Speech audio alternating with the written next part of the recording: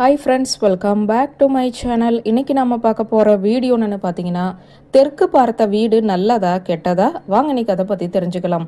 பொதுவாக ஒரு வீட்டிற்கு குடியேறும் முன்போ அல்லது வீட்டை வாங்கும் முன்போ அந்த வீடு வாஸ்து சாஸ்திரத்தின்படி அமைந்துள்ளதா என்பதை பார்த்தே எதுவுமே செய்வோம். ஏனெனில் நல்ல வாஸ்துப்படி கட்டப்படாத வீடு பணப்புழக்கத்தை குறைப்பதோடு துரதிர்ஷ்டத்தை வர வழைக்கும் என பலர் நம்புகிறார்கள். அதிலும் சிலர் வீட்டின் வாசல் எந்த திசையை நோக்கியுள்ளது என்பதையும் பார்ப்பார்கள். அதில் தெற்கு பக்க வீடு என்றாலே வேண்டாம் சாமி என்பார்கள். கிழக்கும் வடக்கும் தான் ராசியான வீடுகள் என்றும் நினைத்து கொண்டிருக்கிறார்கள். இப்படி சிலர் காரணம் தெரியாமலேயே புறக்கணிப்பதால் தெற்கு பக்க வீட்டில் குடிபுகுவர்களுக்கு பலர் அஞ்சுகிறார்கள்.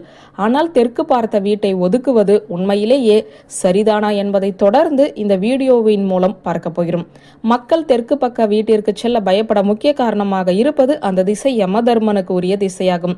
இந்த ஒரு காரணத்தினால் தான் தெற்கு திசை வீட்டை பலரும் புனிதமில்லதாக கருதுகிறார்கள். ஆனால் அந்த வீடு சரியான வாஸ்து சாஸ்திரப்படி அமைந்திருந்தால் எந்தவித பிரச்சனையும் இல்லை. பல பெரிய தொழில் அதிபர்களின் வீடுகள், தொழிற்சாலைகள் போன்றவை தெற்கு திசை நோக்கியபடிதான் இருக்கிறது என்பது பலரும் அறியாத உண்மையாகும். இதற்கு காரணம் தெற்கு நோக்கிய வீடு சரியான வாஸ்து சாஸ்திரத்தில் அமைந்திருப்பதுதான். எனவே நீங்கள் தெற்கு பார்த்த வீட்டில் இருப்பவர்களானால் வீட்டில் செல்வமும் ஆரோக்கியமும் மேம்பட இப்போது நான் சொல்ல போகிற சில வாஸ்து டிப்ஸுகளை ஃபாலோ பண்ணீங்கன்னாவே போதும்.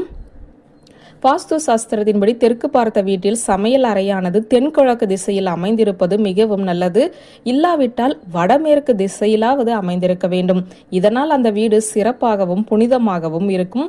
தெற்கு திசை பார்த்த வீட்டில் இருக்கும் படுக்கை அறை தென்மேற்கு திசையில் இருப்பது நல்லது. இந்த திசையில் படுக்கும் அறை அமைந்திருந்தால்தான் அதீத நன்மைகளை பெற முடியும். முக்கியமாக இப்படி அமைந்தால் மன நிம்மதி அதிகரிக்கும்.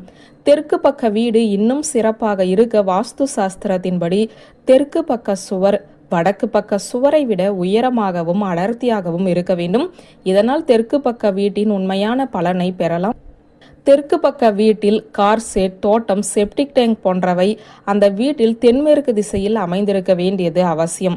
முக்கியமாக வீட்டின் தெற்கு திசையை விட வடக்கு பகுதி காலியாக இருக்க வேண்டும். தெற்கு வாசல் கொண்ட வீட்டில் கிணறு எந்த பக்கத்தில் இருக்க வேண்டும் என தெரிந்து கொள்ள வேண்டுமா? கட்டாயம் கிணறு, குளம் போன்றவற்றை வீட்டின் தெற்கு பகுதியில் அமைக்கவே கூடாது.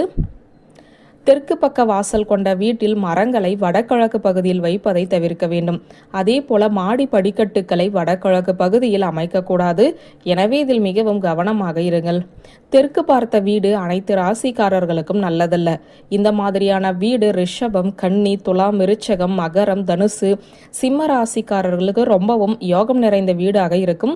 இந்த ராசிக்காரர்கள் இந்த திசை நோக்கிய வீட்டை வாங்கலாம் அல்லது குடிபுகலாம். சமையலறை தென்கிழக்கு வடமேற்கு திசையில் இருப்பது நல்லது. பூஜை அறை வடகிழக்கு மேற்கு கிழக்கு, படுக்கையறை தென்மேற்கு தெற்கு மேற்கு, கழிவறை தென்கிழக்கு. தெற்கு வாசல் கொண்ட வீட்டில் வசிப்பவர்கள் மேற்கு வாசல் வீட்டில் குடியிருப்பவர்களிடம் சம்பந்தம் செய்து கொள்ளக்கூடாது. ஏனெனில் தெற்கும் மேற்கும் ஆகாது. இதனால் வீண் சண்டை, விவாதங்கள் தான் வரும். மேலும் இந்த மாதிரியான வீடு ஜாதகம் இல்லாதவர்களுக்கு மிகவும் நல்லது. வியூவர்ஸ், இந்த வீடியோ உங்களுக்கு பிடித்திருந்தால் லைக், கமெண்ட், ஷேர் பண்ணுங்க. நன்றி.